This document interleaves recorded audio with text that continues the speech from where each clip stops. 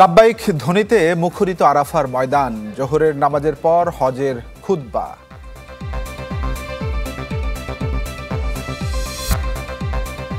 ঢাকা টাঙ্গাইল মহাসড়ক ও চন্দ্রা নবীনগরে যানবাহনের দীর্ঘ সারি, কমলাপুরে উপচে পড়া ভিড়।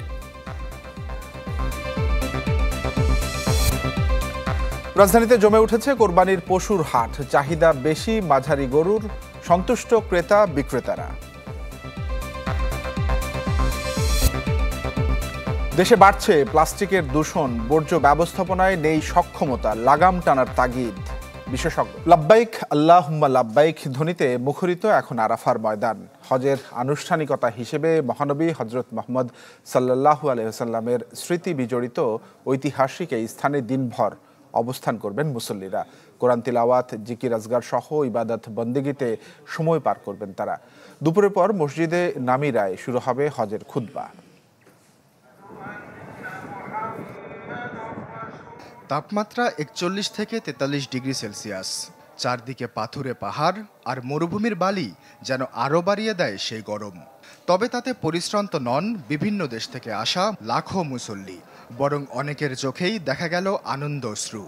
আরাফার ময়দান মুখরিত করে তাদের কণ্ঠে ঝরছে একটি বাক্য, লাব্বাইক আল্লাহুম্মা লাব্বাইক, লাব্বাইক লা শারীকা লাক লাব্বাইক, যার অর্থ আমি এসেছি, হে আমার প্রতিপালক, আমি এসেছি। এভাবেই আরাফার ময়দানে পালিত হচ্ছে পবিত্র হজ।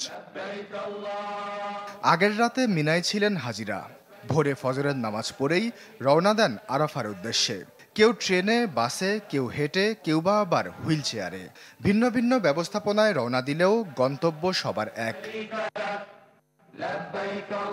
দিনভর এখানেই অবস্থান করবেন হাজিরা, সময় পার করবেন কোরআন তেলাওয়াত, জিকির, নামাজ সহ ইবাদত বন্দেগীতে। দুপুরের পর মসজিদে নামিরায় শুরু হবে হজের খুতবা, যা এবছর অনুবাদ করা হবে বেশ কয়েকটি ভাষায়। হজের খুতবা দেবেন মসজিদুল হারামের খতিব শায়খ ডক্টর সালেহ বিন হুমায়দ। সূর্যাস্তের পর মাগরিবের নামাজ আদায় না করেই মুজদালিফা রওনা হবেন হাজিরা। সেখানে একই ইকামতে আদায় করবেন মাগরিব ও এশার নামাজ। মুজদালিফার বিস্তীর্ণ প্রান্তরে খোলা আকাশের নিচে রাত কাটাবেন তারা, সংগ্রহ করবেন নুড়ি পাথর। শুক্রবার ভোরে ফের মিনার উদ্দেশ্যে রওনা দেবেন হাজিরা। পথে জামারায় শয়তানকে পাথর মারবেন, কোরবানি দিয়ে পালন করবেন ত্যাগের ঈদ। আশ্বাস চৌধুরী, চ্যানেল 24। দেশ জুড়ে তোলপা ওয়ালটন ফ্রিজ কিনে আপনিও হয়ে যেতে পারেন মিলেনিয়ার। প্রিয়জনের সাথে ঈদ করতে রাজধানী ছাড়ছে মানুষ। সড়ক মহাসড়কে বেড়েছে যানবাহনের চাপ। ঢাকা টাঙ্গাইল মহাসড়কের বাইপাইল, ডিইপিজেড, শ্রীপুর, জিরানী ও চন্দ্রায় গাড়ি চলছে ধীর গতিতে। যানবাহনের দীর্ঘ সারি দেখা গেছে যমুনা সেতুতে। ঢাকা ময়মনসিংহ মহাসড়ক এবং ঢাকা মাওয়া এক্সপ্রেসওয়ে হয়ে পদ্মা সেতুতে বেড়েছে চাপ। কমলাপুরে উপচে পড়া ভিড় দেখা গেছে যাত্রীদের। তবে বিভিন্ন গন্তব্যে সময় মতোই ছেড়ে যাচ্ছে ট্রেনগুলো। বেলা গড়ানোর সঙ্গে সঙ্গে ভিড় বাড়ছে সদরঘাটে। নৌপথে ঈদযাত্রা স্বস্তির করতে সতর্ক অবস্থানে আইনশৃঙ্খলা বাহিনী।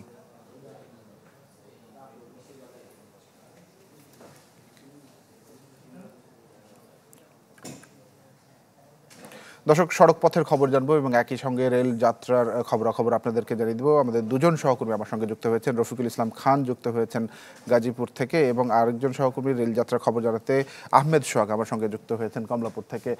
শুরুতে রফিক, আপনার কাছে একটু জানতে চাই, সড়কের অবস্থাটা কেমন? গেলবার আমরা দেখেছি রোজার ঈদে স্বস্তির যাত্রা ছিল, এবার কিছুটা যানবাহনের চাপের কথা আমরা বলছি, সব মিলে কেমন দেখছেন?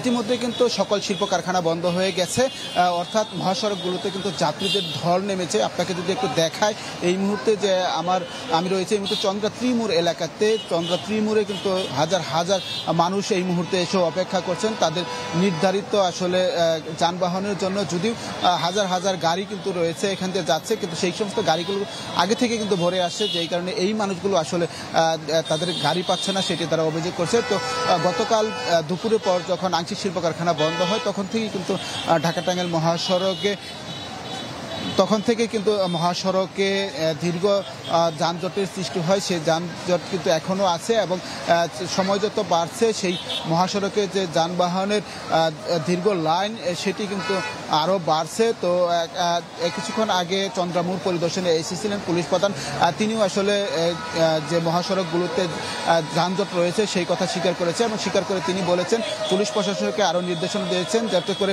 মানুষজন আসলে মহাসড়কে না এসে তারা সাইডে দাঁড়ালে গাড়ির গতি বাড়বে, তখন এই গাড়িগুলো আসলে যেতে পারবে। তাছাড়া আমরা যেটি দেখেছি গতকাল থেকেও কিন্তু বেশ কয়েকবার একমুখী গাড়ি চলেছে, অর্থাৎ রাজধানী থেকে যে সমস্ত গাড়িগুলো ছেড়ে গিয়েছে সেই সমস্ত গাড়িগুলো শুধু পার করেছে আর অন্য ঢাকামুখী জাল চলাচল বন্ধ করে দিয়েছে তিনি।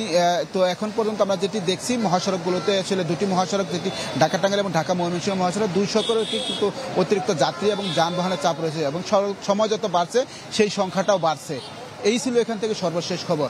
রফিক, ধন্যবাদ আপনাকে। আমি তানভীর আপনার সঙ্গে যুক্ত ছিলাম। সোহাগ, আপনার কাছে জানতে চাইবো রেলপথের খবর। আমরা বলছিলাম উপচে পড়া ভিড়, যাত্রীদের কোনো ধরনের কোনো অভিযোগ পাওয়া গেছে কিনা, স্বস্তির রেল যাত্রা আমরা বলতে পারছি কিনা? তানভীর, যাত্রীদের একটা অভিযোগ কিন্তু আছে, সেটা হচ্ছে এই ট্রেনের প্ল্যাটফর্মে আসা না, তাদের হচ্ছে মূল অভিযোগ হচ্ছে টিকিট কাটা নিয়ে। তারা এখানে আমাদের কাছে যাত্রীরা অভিযোগ করেছেন যে তারা সন্দেহ করছেন হয়তোবা টিকিট কাটার ক্ষেত্রে কালোবাজারি হয়েছে, এরকম একটা ধারণা তারা করে থাকেন। কারণ হচ্ছে দেখা যায় যে টিকিটটা কাটার সময় প্রথম মিনিটের মধ্যে প্রায় সবগুলো টিকিট হাওয়া হয়ে যাচ্ছে তাদের ভাষ্যমতে। তারা জানান যে এভাবে টিকিট চলে যাওয়াটা আসলে ট্রেন বা রেল কর্তৃপক্ষ যারা আছে এটা তারা এখানে এই টিকিট কালোবাজারের সাথে জড়িত বলে আমাদের কাছে কয়েকজন যাত্রী অভিযোগ করেছেন। এছাড়া সকাল থেকে আমরা যেমন আপনাদেরকে জানাচ্ছিলাম সেই সকাল 7টা থেকে আমরা এখানে আছি এবং দেশের বিভিন্ন গন্তব্যে কমলাপুর রেল স্টেশন থেকে যে ট্রেনগুলো ছেড়ে গিয়েছে সবগুলো ট্রেনে কিন্তু যথাসময়ে ছেড়ে গিয়েছে। আপনাদেরকে এখন একটা ভিন্ন চিত্র আমি জানাতে চাই, সেটা হচ্ছে এখান থেকে ট্রেনগুলো যাওয়ার সময় যেমন আমরা ট্রেনগুলোতে উপচে পড়া ভিড় দেখছি, ঠিক একই রকম কমলাপুর স্টেশনে দেশের বিভিন্ন গন্তব্য থেকে যে ট্রেনগুলো আসতেছে সেই ট্রেনগুলোও কিন্তু আমরা দেখেছি যে প্রায় সবগুলো ট্রেনই ভরা আসছে। বলা যায় যে কমলাপুর রেল স্টেশন আসলে লোকে লোকারণ্য, এখন সাধারণ যাত্রী তো এখানে আছেনই, এর পাশাপাশি আমরা দেখতে পেয়েছি যাত্রীদের মধ্যে যেমন ঈদ যাত্রার যে উৎসুক আমেজটা যে আছে সেই আমেজটা তাদের মধ্যে রয়েছে। আমরা আমার পাশে যে ট্রেনটি দেখতে পাচ্ছেন এটা নারায়ণগঞ্জের মোহনগঞ্জে যাবে এবং সবগুলো ট্রেন যথাসময়ে ছেড়েছে। এই ট্রেনটাও একটা পুনরিত ছাড়ার কথা। এর কিছুক্ষণ আগে আমরা এখানে একটা ট্রেন দেখেছি যেটা ময়মনসিংহ থেকে এসেছে, কমিউটার ট্রেন। সেই ট্রেনটি কিন্তু যথাসময় এসে এখানে পৌঁছেছে। অর্থাৎ বলা যায় ট্রেনে কোনো বিলম্ব নেই, কিন্তু যেহেতু যাত্রীর একটু চাপ বেশি হওয়ার কারণে যাত্রীদেরকে একটু অতিরিক্ত ভোগান্তির শিকার হতে হচ্ছে। প্রাপ্তিতে কিছুটা ভোগান্তি রয়েছে। জি সোহাগ, ধন্যবাদ আপনাকে আমাদের সঙ্গে যুক্ত হওয়ার জন্য। আহমেদ সোহাগ জানাচ্ছিলেন রেল পথের যাত্রার খবর। সেলফি আপু, এখন কিছু খাওয়াও। এখন ইভিনিং এ চরম ক্রেভিং, চাই কিছু এক্সাইটিং, মিস্টার নুডলস হয় কুকিং, টেস্ট হয় amazing, mister noodles amazing test, mister noodles enjoy the best, mister noodles amazing test, mister noodles, mister noodles, mister noodles. দর্শক, আবারও সড়ক পথে ঘরমুখ মানুষের খবর জানবো আমরা। দক্ষিণবঙ্গের প্রবেশমুখ ঢাকা মাওয়া এক্সপ্রেসওয়ের প্রান্ত থেকে আমার সঙ্গে যুক্ত হয়েছেন সকল শুভ। যানবাহনের চাপ কেমন দেখছেন ঢাকা মাওয়া এক্সপ্রেসওয়েতে এবং পদ্মা সেতুতে আসলে এবার মানে যাত্রাটা কেমন দেখছেন? গাড়ির দীর্ঘ সারি লক্ষ্য করা গেছে কিনা?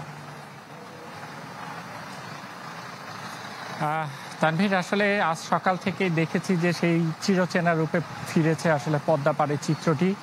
আমরা এখন আছি হচ্ছে মাওয়া প্রান্তের পদ্মা সেতু টোল প্লাজা এলাকাতে। আমরা সকাল থেকেই দেখেছি বেলা যত বেড়েছে যানবাহনের যে সারি সেটি কিন্তু দীর্ঘ হচ্ছে। ঠিক এই মুহূর্তে কিন্তু কিছুক্ষণ আগে আমরা খোঁজ নিয়েছি এবং ঢাকা মাওয়া এক্সপ্রেসে ঘুরে যেটি দেখা গেছে প্রায় 8 থেকে 10 কিলোমিটার পর্যন্ত কিন্তু এখন যানবাহনের একটি দীর্ঘ সারি রয়েছে এবং যানবাহনের যে ধীর গতি রয়েছে, দীর্ঘ সারি তৈরি হয়েছে। এর মধ্যে কিন্তু উল্লেখযোগ্য হারে কিন্তু আপনার ব্যক্তিগত যানবাহন এবং যাত্রীবাহী বাসের সংখ্যা সবচাইতে বেশি এবং প্রতিটি যাত্রীবাহী বাসে কিন্তু প্রায় ঠাসাঠাসি করে যাত্রীরা যাচ্ছেন, তিল ধারণের ঠাঁই নেই কোনো পরিবহনে। একই সাথে অনেকে কোরবানির পশু বিক্রি করে কিন্তু খালি খোলা ট্রাকে করেও যাচ্ছেন, আমরা সেই চিত্রটিও দেখেছি। তবে যারা এবার ঈদযাত্রায় বাড়ি ফিরেছেন সেই সব যাত্রীদের সাথে আমরা কথা বলেছি, তারা বলছেন সড়ক পথে কিন্তু আসলে যানবাহনের একটি দীর্ঘ সারি থাকায়, দীর্ঘতি থাকায় দীর্ঘ সময় তাদের অপেক্ষায় থাকতে হয়েছে সেতু পারাপারের অপেক্ষায়। তবে তেমন কোনো বড় ভোগান্তি না থাকলেও তীব্র গরমে ছোট ছোট শিশুদেরকে সাথে নিয়ে কিছুটা বিপাকে পড়েছেন তারা। তবে এত দীর্ঘ সারি কিংবা এই যে যানবাহনের দীর্ঘতিতে ভোগান্তি কিছুটা থাকলেও সবচাইতে বড় আশাব্যঞ্জক খবর হচ্ছে যে আজকে কিন্তু সকাল থেকে অনাকাঙ্ক্ষিত কোনো দুর্ঘটনা কিংবা সড়ক দুর্ঘটনার কোনো তথ্য নেই। সড়ক দুর্ঘটনা প্রতিরোধে এবং ঢাকা মাওয়া এক্সপ্রেসওয়েতে সম্প্রতি চাঞ্চল্যকর কিছু ডাকাতি এবং ছিনতাইয়ের ঘটনাকে গুরুত্ব দিয়ে কিন্তু এবার প্রায় 133টি সিসিটিভি ক্যামেরা স্থাপন করে কিন্তু বিশেষ মনিটরিং সেল গঠন করেছে সেতু কর্তৃপক্ষ এবং পুরো মহাসড়কটি কিন্তু এখন নিরাপত্তার চাদরে ঢাকা বলা যায়, কেননা কয়েক স্তরের নিরাপত্তা ব্যবস্থা জোরদার করা। জি শুভ, ধন্যবাদ আপনাকে আমাদের সঙ্গে যুক্ত হওয়ার জন্য। দর্শক, পদ্মা সেতু টোল প্লাজা থেকে জানাচ্ছিলেন সহকর্মী শুভ ঘোষ। ট্রেনে ঈদযাত্রায় শতভাগ না হলে অনেকটা স্বস্তিতে বাড়ি ফিরছেন যাত্রীরা, আর এতে সন্তোষ জানিয়েছেন রেল উপদেষ্টা ফাউজুল কবির খান। বলেন, যাত্রীদের নিরাপত্তা ও অতিরিক্ত ভাড়া নিয়ন্ত্রণে মনিটরিং করা হচ্ছে। যাতায়াত করবেন, দূরে যাবেন, গ্রামে যাবেন, বাড়িতে যাবেন, পরিজনের সঙ্গে ঈদ করবেন, এই যাত্রাটা যাতে কষ্টের না হয় সেটার জন্য আমরা চেষ্টা করতেছি। তো আমি খোঁজ দিলাম যে সবগুলো ট্রেনই সময়মত ছেড়ে গেছে। ব্রাহ্মণবাড়িয়ার নবীনগরে বাস ও সিএনজি অটোরিকশার সংঘর্ষে 3 জন নিহত হয়েছেন। ভোরে নবীনগর কোম্পানিগঞ্জ সড়কে বাঁশবাজার এলাকায় এই দুর্ঘটনাটি ঘটে। পুলিশ জানায়, নবীনগর থেকে কুমিল্লার কোম্পানিগঞ্জ যাচ্ছিল একটি সিএনজি অটোরিকশা। সে সময় বিপরীত দিক থেকে আসা বাসের সাথে সংঘর্ষ হয়, আর এতে ঘটনাস্থলেই মারা যান চালকসহ 3 জন। মরদেহ উদ্ধার করে হাসপাতালের মর্গে পাঠানো হয়েছে। সড়ক দুর্ঘটনায় মাদারীপুরে প্রাণ গেছে একজনের।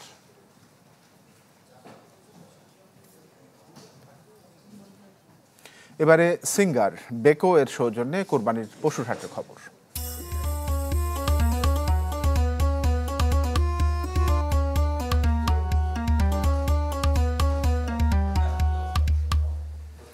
দর্শক, জমে উঠেছে বেচাকেনা। রাজধানীর উত্তরার দিয়াবাড়ির হাটের খবরাখবর জানবো। সহকর্মী মির্জা রাকিব আমার সঙ্গে যুক্ত হয়েছেন। রাকিব, এর আগে আপনি ভিন্ন একটি হাট থেকে আমার সঙ্গে যুক্ত হয়েছিলেন। এখন যেই হাট, সেখানে আসলে বেচাকেনা জমে উঠেছেন কিনা, ক্রেতা এবং বিক্রেতারা সন্তোষ জানিয়েছে কিনা?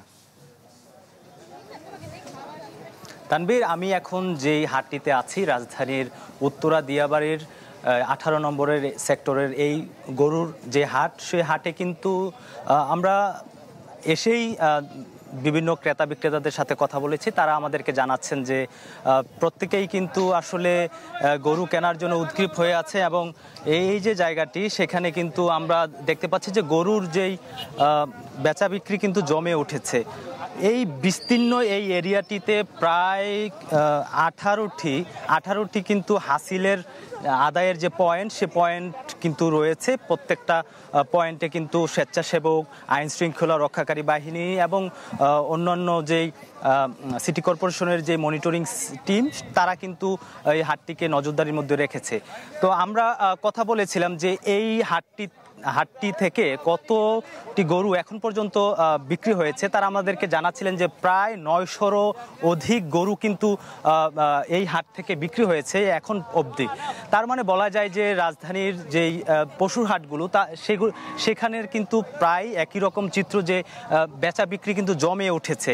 আমরা নারী ক্রেতাদেরকেও দেখতে পাচ্ছি, শিশুরাও আসছেন স্বাচ্ছন্দ্যে তাদের পরিবারের সাথে গরু ক্রয় করার জন্য। এবং আপনাকে জানিয়ে রাখি যে খুব ছোট এবং মাঝারি যে গরুগুলো রয়েছে, সেগুলোর একটু দাম তুলনামূলক বেশি এবং সেগুলোই কিন্তু বেশি বিক্রি হচ্ছে। তাছাড়া আরও রয়েছে ছাগল এবং হচ্ছে ভেড়া। ছাগল কিন্তু আপনি 10,000-এর বেশি দাম কিন্তু হাঁকাচ্ছেন বিক্রেতারা, এর মধ্যেই কিন্তু ক্রেতারা কিন্তু কিনে নিচ্ছেন। এবং ভেড়ার দাম যদি বলি, বিক্রেতারা দাম হাঁকাচ্ছেন 20 থেকে 25-এর মধ্যে। তারা কিন্তু কিন্তু 18 থেকে 21-এর মধ্যে দাম দরদাম করেই কিন্তু কিনে নিচ্ছেন। তো মোটামুটি আমরা বলা চলে যে রাজধানীর পশুর হাটগুলো কিন্তু বেচাবিক্রি জমে উঠেছে। এই ছিল রাজধানীর উত্তরা দিয়াবাড়ি থেকে আমার কাছে কোরবানির পশুর হাটের সর্বশেষ। রাকিব, ধন্যবাদ আপনাকে। মির্জা রাকিব জানাচ্ছিলেন কোরবানির পশুর হাটের খবর। দেশে প্রতি বছর যে পরিমাণ প্লাস্টিক বর্জ্য তৈরি হয় তার চেয়ে বেশি আসে প্রতিবেশী দেশ থেকে, আর এর ফলে বাড়ছে প্লাস্টিক দূষণের মাত্রা।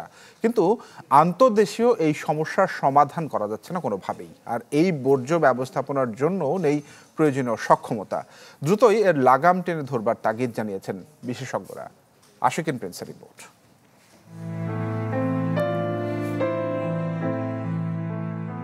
আধুনিক নগর সভ্যতায় প্লাস্টিক এড়িয়ে যাবার উপায় নেই। হাত বাড়ালে আর কিছু মিলুক না মিলুক প্লাস্টিক পণ্য মেলে। বিশেষ করে যেসব দেশে প্লাস্টিকের যথেচ্ছ ব্যবহারে হ্রাস টেনে ধরা যায়নি সেসব দেশের অবস্থা শোচনীয়। ঢাকা মহানগরে প্রতিদিন প্লাস্টিক বর্জ্য হয় 800 থেকে 1000 মেট্রিক টন, আর বছরে একবার ব্যবহারযোগ্য প্লাস্টিকের বোতল ব্যবহৃত হয় 315 কোটি থেকে 384 কোটি। এর সামান্যই পুনঃপ্রক্রিয়াজাত হয়। আমি যদি এই সিঙ্গেল ইউজ প্লাস্টিক বন্ধ করতে পারি উৎপাদন, তাহলে কিন্তু আমার ওয়েস্ট জেনারেশনও 70% কমে যাচ্ছে। তখন কিন্তু বাকি 30% আমার ম্যানেজেবল থাকবে। আমার যেটা ক্যাপাবিলিটি, ফাইন্যান্সিয়াল রিসোর্স সব দিক চিন্তা করলে বাংলাদেশ তখন ওইটা ইজিলি হ্যান্ডেল করতে পারে। কিন্তু এখন কিন্তু এটা হ্যান্ডেল করতে পারছে না। এই যে এনভায়রনমেন্টে যাচ্ছে, এইটা ম্যানেজ করার ক্যাপাসিটি আমাদের নাই। এটা ম্যানেজ করার জন্য যে টেকনোলজি সেটা আমাদের নাই। এটা ম্যানেজ করার জন্য যে অর্থ দরকার সেটাও আমাদের নাই। দীর্ঘদিন ধরে প্লাস্টিক নিয়ে গবেষণা করছেন ডক্টর শাহরিয়ার হোসাইন। মানবদেহ এবং পরিবেশের ওপর প্লাস্টিকের প্রভাব নিয়ে কথা হয় তার সাথে। প্রোডাক্ট তৈরি হলো, তৈরির সময় পলিউশন হচ্ছে, এবং তারপরে এটাকে যখন মার্কেটিং করা হচ্ছে তখনও কিন্তু পলিউশন হচ্ছে, যেটা আমরা চোখে দেখি না। তারপরে যখন এই প্রোডাক্টটা ইউজ করা হচ্ছে সেই স্কেলেও পলিউশন হচ্ছে। ইউজ করার পরে, অর্থাৎ যখন এটা অকেজো হয়ে যাচ্ছে বা ফেলে দিচ্ছি আমরা, তখনও কিন্তু নতুন ধরনের পলিউশন হচ্ছে। পরিসংখ্যান বলছে প্রতি বছর দেশে 1.5 মিলিয়ন প্লাস্টিক বর্জ্য তৈরি হয়। এর সাথে যোগ হয় আরও 27 লাখ মেট্রিক টন, যা নদ নদী হয়ে আসে প্রতিবেশী দেশ থেকে। এই বিশেষজ্ঞের মত, আন্তর্দেশীয় প্লাস্টিক দূষণ দুশ্চিন্তার কারণ হয়ে উঠেছে। প্লাস্টিক পলিউশন কমানোর জন্য একটা ট্রিটি হতে যাচ্ছে জাতিসংঘের এনভায়রনমেন্ট প্রোগ্রামের আওতায়। এখন বাইল্যাটারালি আমরা পারছি না, তার কারণ ভারত অনেক বড় দেশ, ফলে আমরা অনেক নেগোসিয়েশন করেও এখানে কোনো ফল করতে পারিনি। ফলে এটা একটা আন্তর্জাতিক চুক্তির মাধ্যমেই কিন্তু করা সম্ভব। এর জন্য প্রয়োজন হলে আমরা আন্তর্জাতিক আদালতে যেতে পারবো। Ashikin Prince, channel 24, Dhaka.